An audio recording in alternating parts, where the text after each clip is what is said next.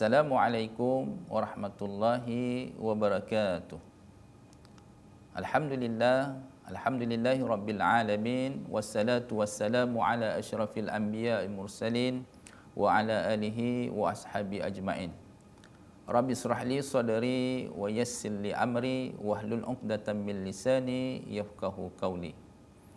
Alhamdulillah, bertemu kita pada kali ini dalam slot Hikmah Duha. InsyaAllah dalam pertemuan kali ini kita akan bermuhasabah dalam perkara perbincangan jangan batalkan amalan kita. Secara umumnya, amalan yang kita lakukan ini boleh dibahagikan kepada 5 peringkat, ya, 5 peringkat. Kan? Peringkat pertama, penggolongan pertama, amalan kita sah dan diterima oleh Allah Subhanahu Wa Taala. Amalan kita yang kedua, amalan sah dan tak diterima oleh Allah Subhanahu Wa Taala. Yang ketiga, amalan kita sah, Allah terima, tetapi amalan tersebut diagih-agihkan kepada orang lain. Yang keempat, amalan kita sah, amalan kita tak sah dan tidak diterima oleh Allah Subhanahu Wa Taala. Dan yang kelima, amalan kita sah, diterima tapi dipadam semula. Itu peringkat amalan-amalan kita. Jadi kita memuhasabah diri kita pada pagi ini, di manakah peringkat amalan kita. Alhamdulillah, kalau amalan kita peringkat pertama iaitu amalan kita sah dan diterima oleh Allah Subhanahu Wa Taala, bermaksud kita mendapat ganjaran pahala. Dan ganjaran pahala daripada Allah ni sangat besar. Ya. Baik. Amalan kita, sebelum ni kita dah bincangkan 3 syarat amalan diterima, iaitu beriman kepada Allah, yang kedua ikhlas, yang ketiga mengikut seperti mana syarat rukun yang telah diamalkan oleh Rasulullah sallallahu alaihi wasallam. Yang pertama, amalan sah dan diterima oleh Allah Subhanahu Wa Taala. Yang kedua, amalan kita sah dan tidak diterima. Sah tapi tak diterima. Kerana apa? Kerana dari segi rukun cukup, ya, rukun cukup, rukun solat contohnya, solat cukup rukun semua dan sah solat dia. Tetapi amalan tu tidak diterima kerana mungkin di situ ada perkara-perkara riak, ada perkara-perkara tidak ikhlas kepada Allah Subhanahu Wa Taala, maka amalan itu tidak diterima oleh Allah Subhanahu Wa Taala. Yang ketiga, amalan sah, Allah terima dan diagih-agihkan kepada orang lain. Dalam suatu masa, suatu ketika, Rasulullah sallallahu alaihi wasallam bertanya kepada sahabat-sahabatnya, ya, atadruna manil muflis? Rasulullah bertanya, atadruna manil muflis? Tahukah kamu siapakah orang yang muflis tersebut? Qalu al muflis fina ya Rasulullah man la dinaran wala dirhaman, man la dirhaman wala dinaran wala mata'. Sahabat-sahabat menjawab, orang yang muflis di antara kita, di antara kami ya Rasulullah, iaitu orang yang tidak ada duit dirham, tak ada duit dinar, tak ada, dan harta benda pun tak ada. Kemudian Rasulullah menjawab, al-muflisu min ummati yaumal qiyamah. Iaitu Rasulullah menjelaskan, umatku, orang muflis di kalangan umatku pada hari akhirat ialah mayati bis salah, dia datang dengan amalan solat, dengan siam, puasa, zakat, tetapi pada masa yang sama yati qad tasama irdan, dia datang dengan amalan-amalan buruk dia, menuduh orang benda tidak baik, makan harta yang haram, melakukan perkara-perkara menumpahkan darah dan sebagainya, ya, menghasut, fitnah dan sebagainya. Maka amalan-amalan yang dilakukan semasa dia berada di atas muka bumi ini semua diberikan kepada orang, diagihkan kepada orang yang dia fitnah. Jadi sehinggalah dia habis semua amalan yang dibawa.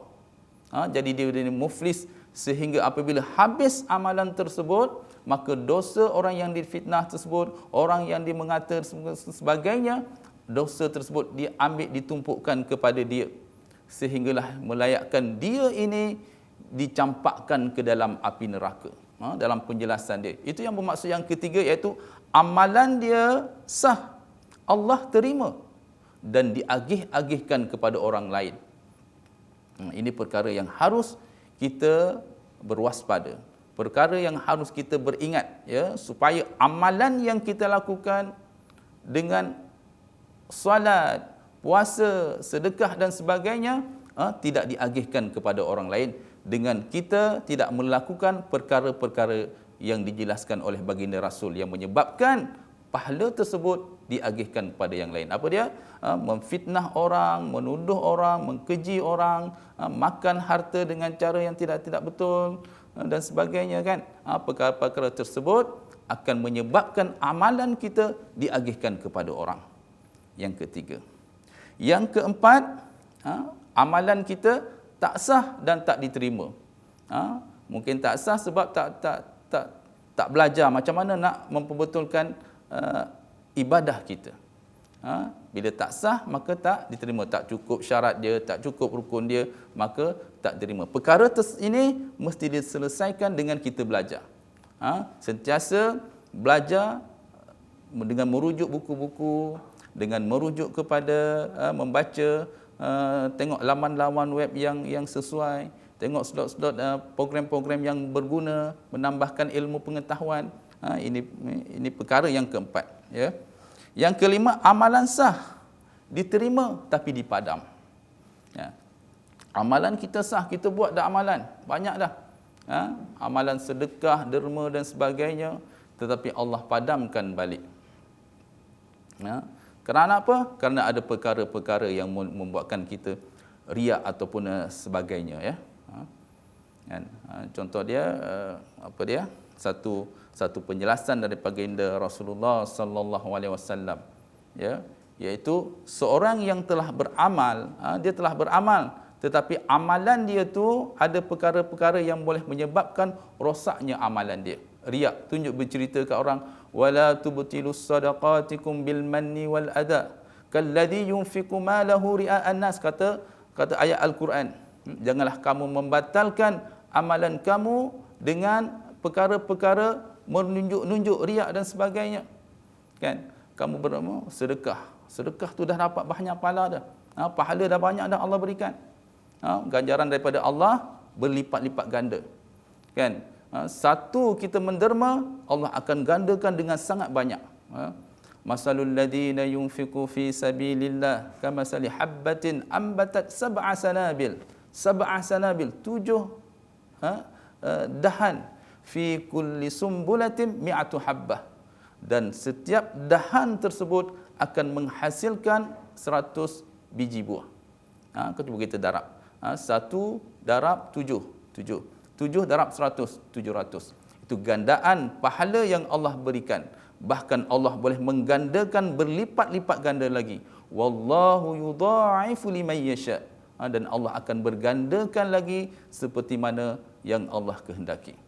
Dalam amalan yang kita lakukan ini, kita mestilah mengharapkan ganjaran daripada Allah Subhanahu Wa Taala.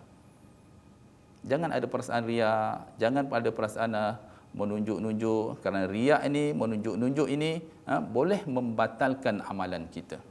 Kita wakaf kapet, wakaf masjid dan sebagainya, kan. Benda-benda yang baik tersebut, akhir sekali ada perkara-perkara yang tidak baik seperti riak dan sebagainya, itu boleh membatalkan amalan kita. Jadi kita kena mengharapkan balasan ikhlas kepada Allah Subhanahu Wa Taala. Tak perlu kita mengharapkan balasan daripada orang, kawan-kawan dan sebagainya, kan. Manusia ni waktu baik, baiklah dia. Waktu tak baik nanti kan macam-macam lah.